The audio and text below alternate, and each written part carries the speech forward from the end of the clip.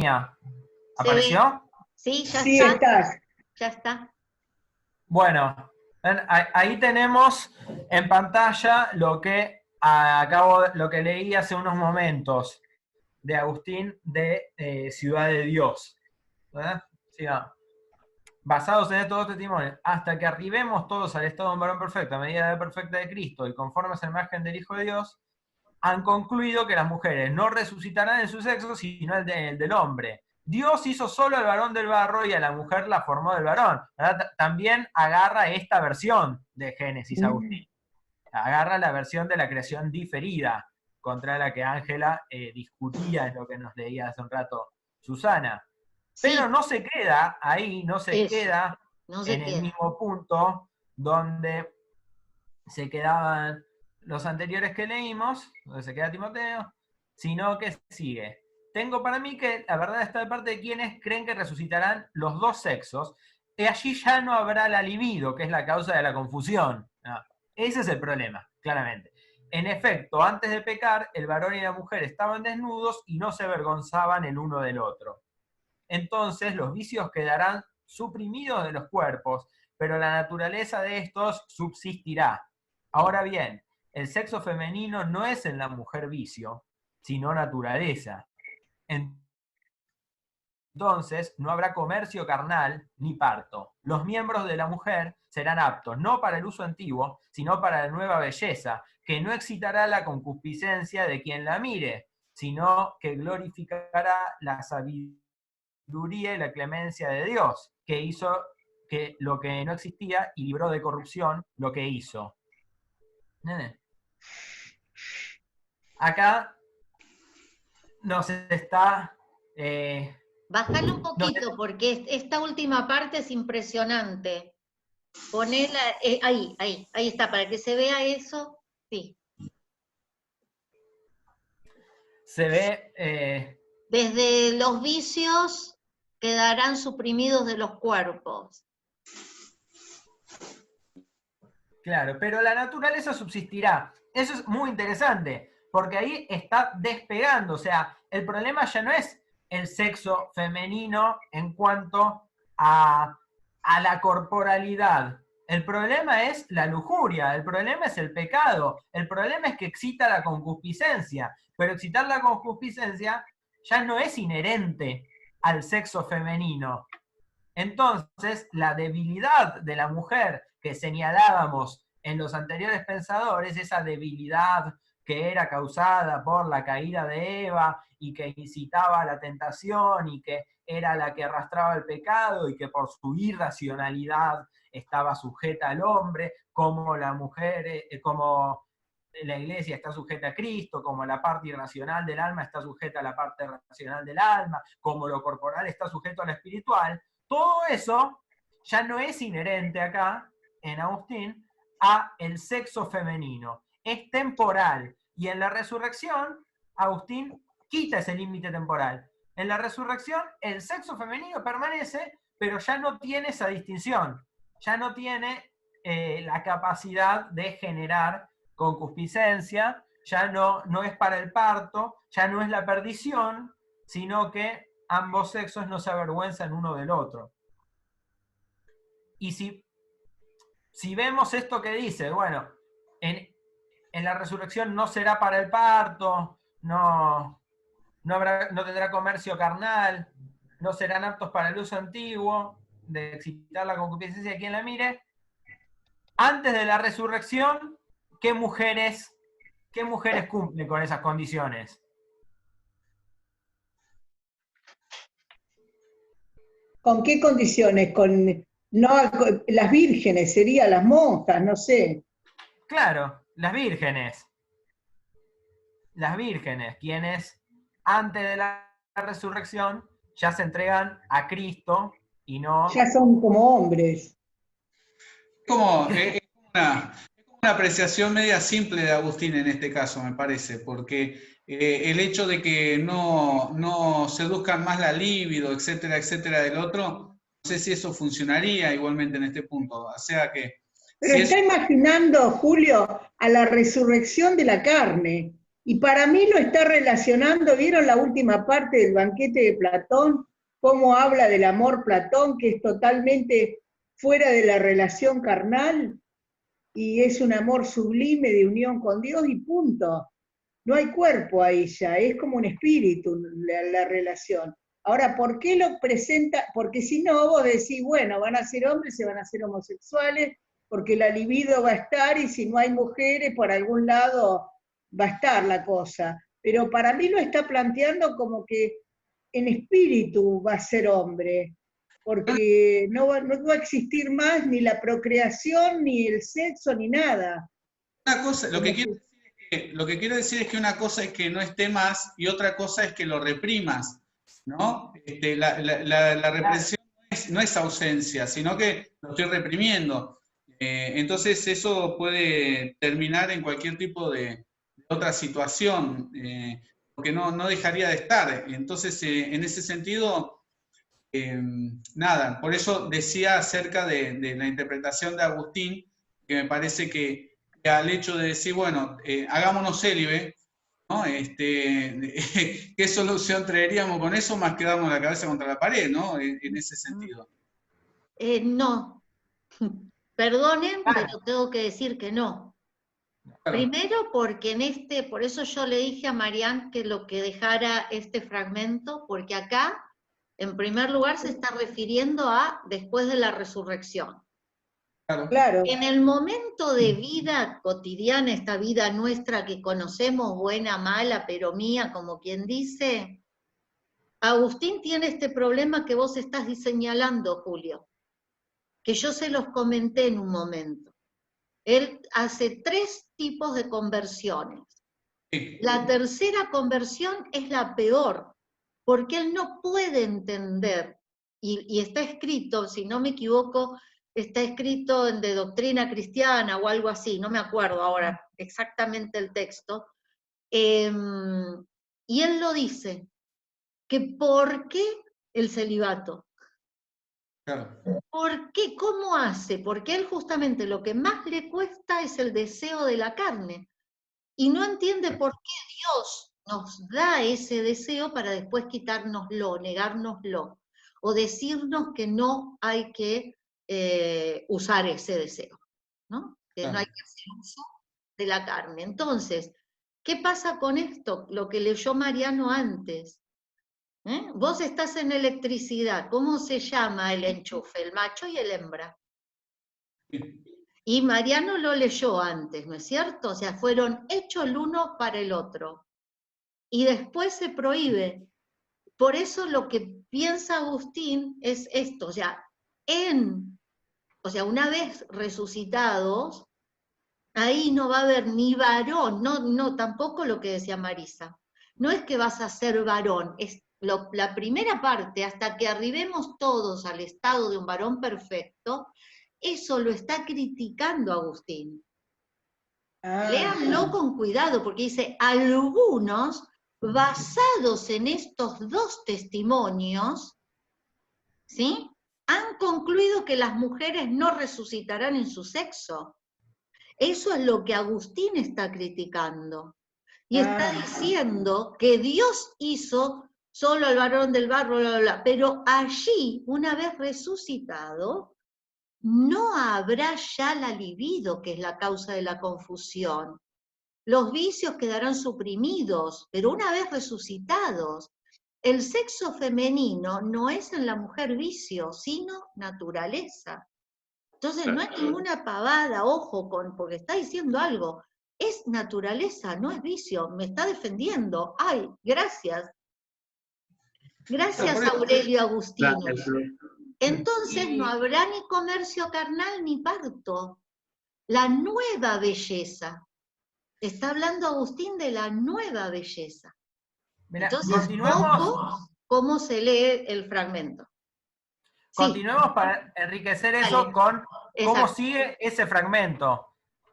Leámoslo, lo terminamos de leer porque sigue. Al principio del género humano convenía que la mujer fuera tomada de una costilla del varón dormido, pues esto era un símbolo profético de Cristo y de la Iglesia, lo que ya vimos antes, ¿no? Esa dualidad Cristo-Iglesia, varón-mujer.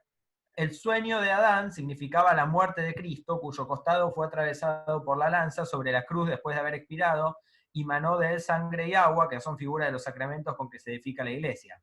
La Escritura usa esta palabra, no dice formó o fingió, sino la edificó en mujer. Por eso el apóstol llama a la iglesia edificio del cuerpo de Cristo. La mujer es por consiguiente criatura de Dios como el varón, pero fue hecha del varón para encarecer la unidad y fue hecha de ese modo para figurar, como queda dicho, a Cristo y a la iglesia. El que creó a los dos sexos, a los dos los restablecerá. Importante, el que creó a los dos sexos, a los dos los restablecerá. Además, Jesús mismo, preguntado por los saduceos que negaban la resurrección, a cuál de los 7 hermanos pertenecía la mujer que los había tenido todos por marido, pues cada uno había querido, según el mandato de la ley, perpetuar la posteridad de su hermano, dice: andáis cerrados por no entender las Escrituras ni el poder de Dios. Y en una ocasión tan propicia para decir que era una pregunta sin sentido, porque la mujer no sería ya mujer, sino varón, no dijo eso, sino que añadió: en la resurrección no se enmaridarán ni se desposarán, sino que serán como los ángeles en el cielo. Y sigue el mismo fragmento todavía: serán iguales a los ángeles, es cierto, pero por la inmortalidad y la felicidad, no por la carne ni por la resurrección, ya que los ángeles no tuvieron necesidad de ellas, pues no pudieron morir. El Señor negó que hubiera nupcias en la resurrección, no que hubiera mujeres, y lo negó en tal coyuntura que hubiera resuelto la cuestión de un plumazo con negar la existencia del sexo femenino si conocía que no lo había. Más aún, confirmó la existencia de los dos sexos al decir: no se enmaridarán, lo cual atañe a las mujeres, ni se desposarán, que respecta a los varones. Por consiguiente, tanto las que suelen enmaridarse como los que desposan están en la resurrección. Pero allí no habrá tales contratos. Es esto que...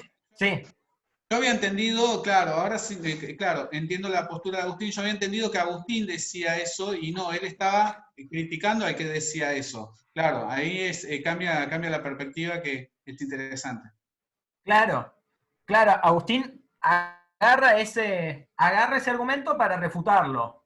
Él agarra el argumento de que ya no hay hombre y mujer y lo refuta. Y dice: los sexos quedan, pero no queda el vicio.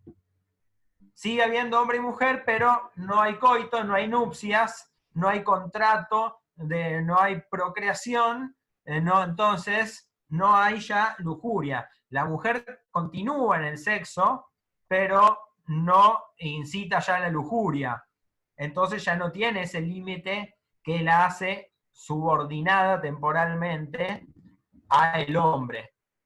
O sea, por eso termina esa comparación con los ángeles, ¿no?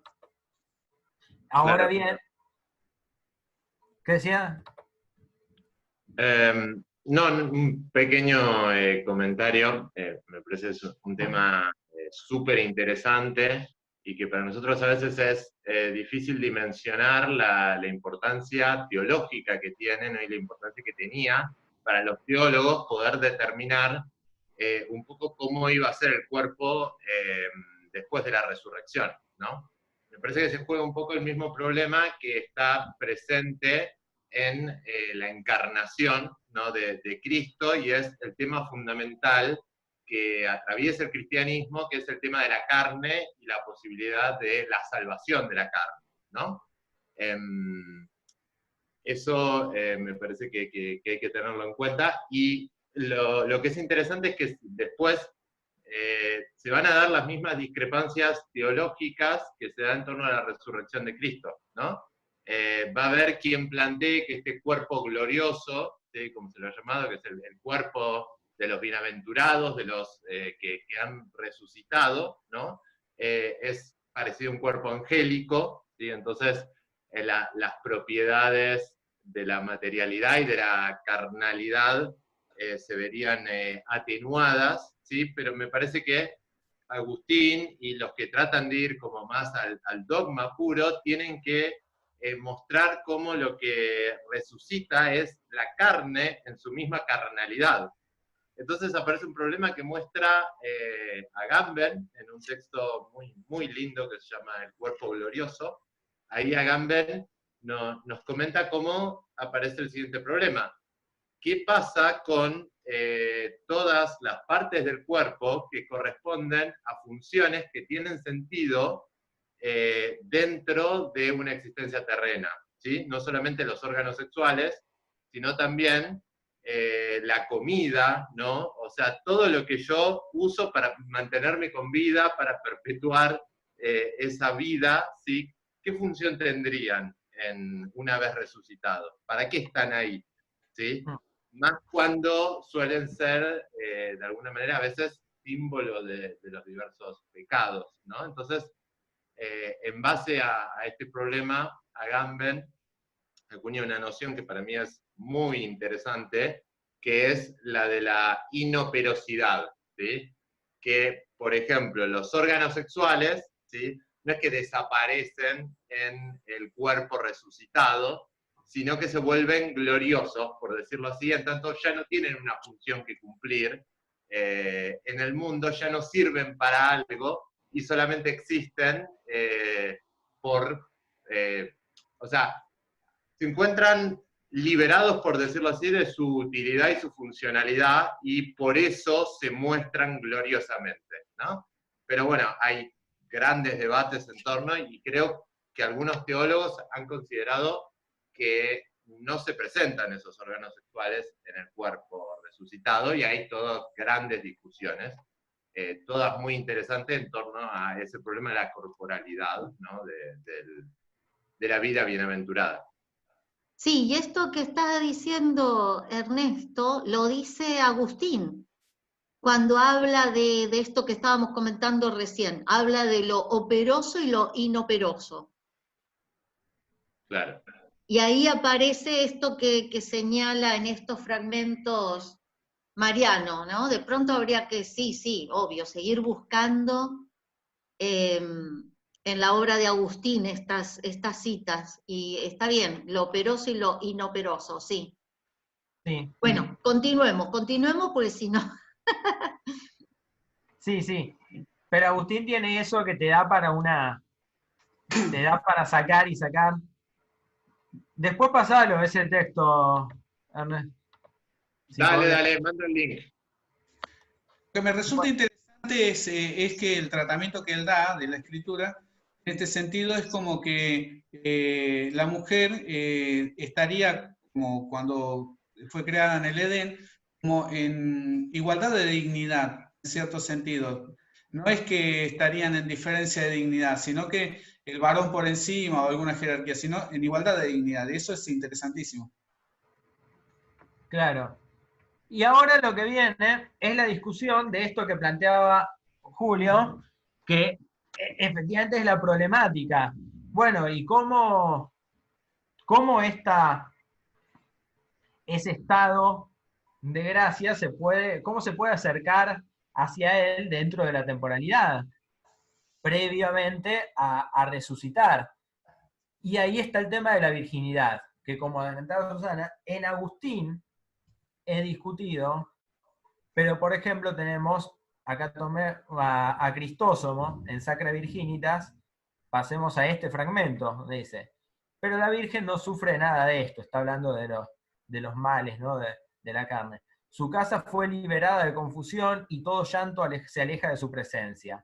Con una calma bahía el silencio reina alrededor y otra forma de desprendimiento más perfecta que el silencio posee su alma, porque no persigue actividad humana, sino la comunión con Dios. La virginidad es esa problemática, ese problemático acercamiento a esa posible femineidad que trasciende la limitación temporal, que trasciende la limitación del pecado de Eva, que trasciende esa limitación de irracionalidad. Cipriano también va a decir, no temes hablándole a la Virgen, no temes los dolores de las mujeres o sus lamentos, no temes el nacimiento de niños, tampoco es tu esposo tu maestro, sino que tu maestro y cabeza es Cristo en el lugar del hombre. Se puede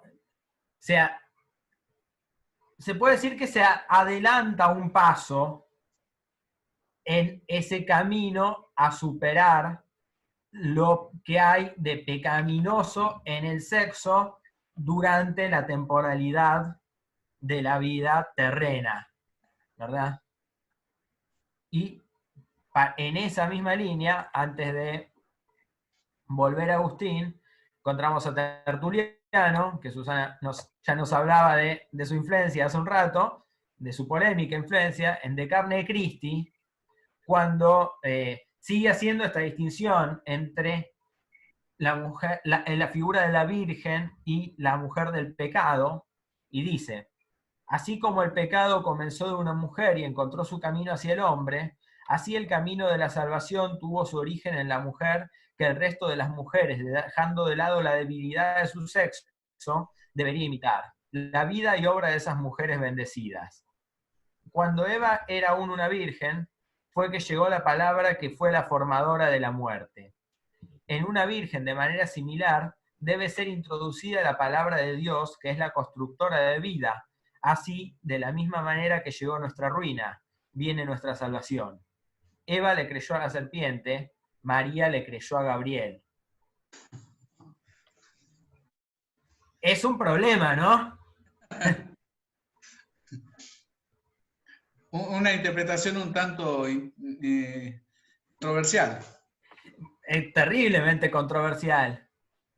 Terriblemente controversial porque está justamente este debate que uno puede establecer cuando lee estos distintos fragmentos, cuando contrastamos lo que decía acá Tertuliano, lo que dice Cristóstomo, con esto que se planteaba Agustín, de las limitaciones de los sexos desaparecen cuando el sexo permanece, pero a la imagen de los ángeles, ya libres de toda esa temporalidad.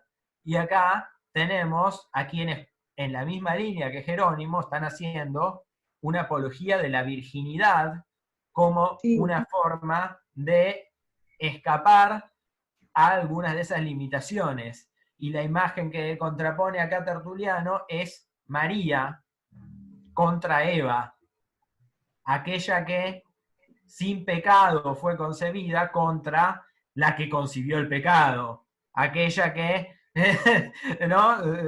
La Virgen es, para quienes están interpretando acá el Nuevo Testamento, esa imagen de la mujer que decía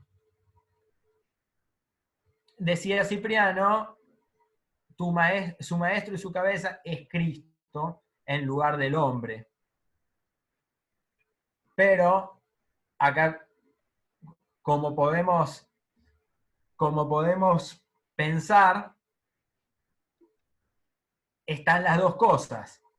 Está el problema de hasta qué punto la Virgen puede efectivamente superar su limitación temporal, que es lo que no se va a resolver, y de hecho es lo que hace que Jerónimo escriba sus epístolas hacia las vírgenes, advirtiéndolas contra todos los peligros, y advirtiéndolas de, bueno, por más que sea virgen, no hagas esto, no hagas esto, no hagas esto tampoco, no te... un montón de cosas que en definitiva son Jerónimo, que es uno de los que hacen esa apología de la virginidad, desconfiando totalmente de que la virginidad logre en sí una virtud muy destacable. Interesante que lo que propone Jerónimo, y en este caso también Tertuliano, eso va en contra de lo que se le llama el mandato cultural, ¿no? Que se lo dice tanto a Adán y Eva como a Noé, el hecho de reproducirse y llenar la tierra. Es como que dentro del cristianismo iría en contra de la Biblia, claramente, ¿no? Es como muy controversial, porque lo ve como algo malo lo que en el Antiguo Testamento Dios dispondría como un mandato, ¿no? Por Claro. eso lo que decía Candela. Claro. Sí. Es lo que ella dijo antes, ¿sí? Sí, sí. Miren, a ver si se llega a ver. Acá estoy en la epístola de Jerónimo. ¿Lo ven, no? Sí. acá, su punto 19, que es el que leímos hoy. Quizá diga alguien, ¿y te atreverás a hablar mal de las nupcias que fueron bendecidas por el Señor? No es menospreciar las nupcias anteponerles la virginidad. Nadie compara lo malo con lo bueno. Es hasta gracioso como lo dice Jerónimo. No, no las estoy despreciando, ¿no? No podés comparar esa porquería con... Claro. No, es bastante... Su pretensión de no desprecio es muy corta, pero es esa discusión que está planteando Julio acá. Y que por lo que yo observé hasta ahora, es una discusión que no se cierra. Es una discusión que tiene partidarios de ambos lados entre los teólogos que están discutiendo en este contexto y no... Yo por lo menos no le encontré una síntesis. No. Agustín, hasta donde vimos, es más cercano a desconfiar de la virginidad, pero vamos a ver ahora en un salmo cómo él toma este tema de la masculinización en la entrega a Cristo y en la virginidad, ¿no? Salmo de Agustín. ¿Cómo? Un salmo de Agustín. Sí, el Salmo 280. El sermón, perdón. Dije salmo, cualquier cosa. Sermón. Bien. Bueno, leamos. Esta es la celebración de perpetua y felicidad a las mártires. El aniversario que celebramos hoy nos trae a la memoria y en cierto modo reproduce ante nosotros el día en que las santas siervas de Dios, perpetua y felicidad, adornadas con las coronas del martirio, florecieron en felicidad perpetua, siendo fieles al nombre de Cristo en el combate y hasta hallando sus nombres asociados al premio. Hemos oído las exhortaciones que recibieron en forma de revelaciones de Dios y los triunfos de su pasión cuando fue leída. Todas esas cosas, expresadas e iluminadas con palabras, las hemos escuchado con el oído, contemplado con la mente, honrado con devoción y alabado con amor. En tan piadosa celebración, me creo deudor de un sermón solemne, con el cual, aunque resulte insuficiente para sus méritos, con el gozo de tan grande festividad muestro todo mi entusiasmo. ¿Hay algo más glorioso que estas mujeres a las que los varones están más dispuestos a admirar que a imitar? Pero ello ha de redundar en alabanza sobre todo de aquel en quien creyeron. Quienes con noble afán compiten en su nombre, considerando el hombre interior, superan la distinción de los sexos. De manera que, en quienes corporalmente son mujeres, la fortaleza oculte el sexo de su carne y se evite pensar de sus miembros lo que no puede manifestar en sus hechos. Con su pie casto y pisada victoriosa, fue pisoteado el dragón cuando se le mostró levantada la escalera mediante la cual la bienaventurada perpetua subiría hasta Dios. De este modo, la cabeza de la serpiente antigua, precipicio para la mujer que cayó, se convirtió en peldaño para la que subía.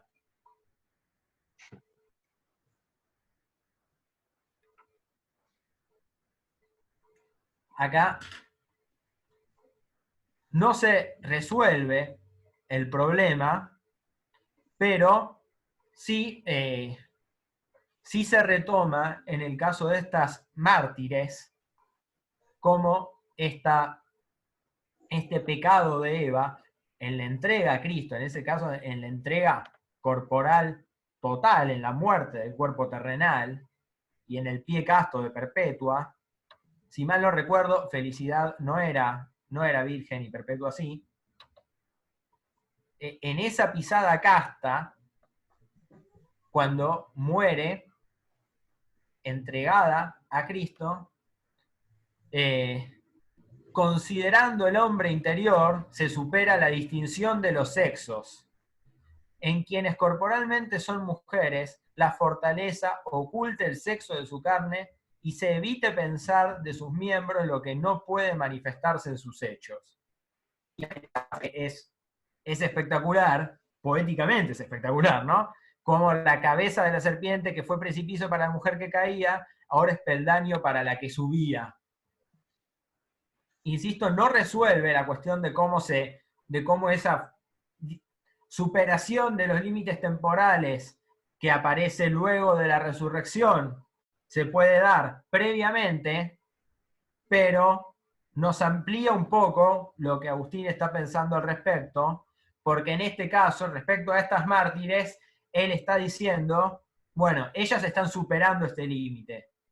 Y no está diciendo que dejen de ser mujeres corporalmente, está diciendo, se debe evitar afirmar de sus miembros lo que no puede decirse de sus acciones y considerando al hombre interior.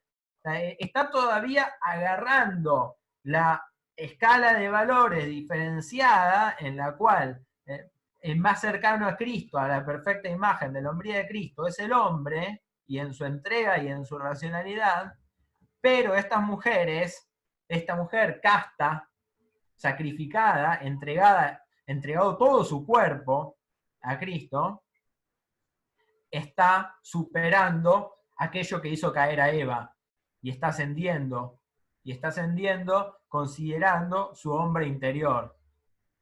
¿Qué les parece esto? Esto que se nos agrega. Es terrible. Es terrible.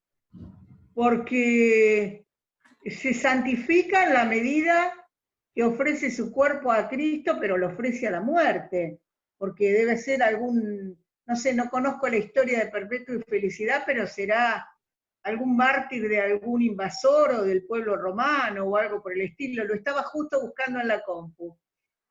Que seguramente yo pensaba, no sé si tendrá que ver, que en las guerras se violaba a las vírgenes, y el ejército enemigo lo primero que hacía era violar a las vírgenes, que era una manera de, no sé, de ofender al otro pueblo. No sé si tiene algo que ver o no, pero las mártires de alguna manera prefieren la muerte antes de que se las profane. Algo así sería. Yo estaba pensando en el rapto de las sibilas, cuando dijiste esto, Claro. Marisa. Claro. Claro. Como que se profana al pueblo. Ellos como que, parece como que fuera, esas vírgenes serían como como algo muy cuidado propio de un pueblo, como que eso no se puede tocar, porque están consagradas a Dios. Pero fíjate que el consagrarse a Dios, como Dios es lo bueno y la mujer es lo malo, se tiene que volver hombre. No sé, da para tanto todo esto, pero yo me acuerdo de mi mamá cuando me contaba que estaba pupila, que la monja se notaba que andaba con una chica y que taparon todo. Me acuerdo de cada historia, de que mi mamá me contaba que se bañaban con un guardapolvo largo, no se podía mostrar el cuerpo. Yo pensaba, con ese trapo te bañaba, sí, la hermana, y nos vigilaba una monja. Dice que cuando la monja se iba, ella se sacaba la ropa para poder refregarse bien el cuerpo. Cosas así me han contado mis tías, me acuerdo que decía que cada vez que se pasaba algo que no sabías que iba a pasar, mi tía repetía, como decía la hermana fulana, casamiento y mortaja del cielo bajan, como que Dios decidía con quién te casabas, si te moría, si te iba a vivir bien en la vida, si ibas a ser una desgraciada. Bueno, me hacen acordar a tantas cosas de mi historia. Y bueno, a mí ¿qué va a ser? esta parte del texto de Agustín me resulta un tanto confuso, ¿no? Como que no me da, como todavía lo leo y lo releo y como que todavía no le interpreto qué es lo que quiere decir mucho. Sí, no deja bien en claro, como en el texto anterior que habías leído, claramente su postura, sino como que queda como que tiene que superar su feminidad para poder Sí, permanecer en ese momento difícil, como si no logró.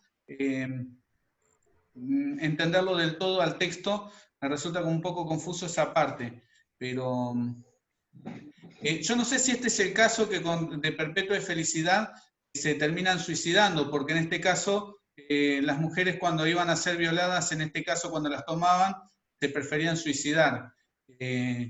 No recuerdo si era este el caso, pero tomaban esa decisión. Es otro tema ético, a ver si era preferible el suicidio o la violación, ¿no? Pero tomaban esa decisión algunas. Acá lo que dice es que como se negaron a adorar a los dioses paganos, fueron condenados a la muerte en un anfiteatro.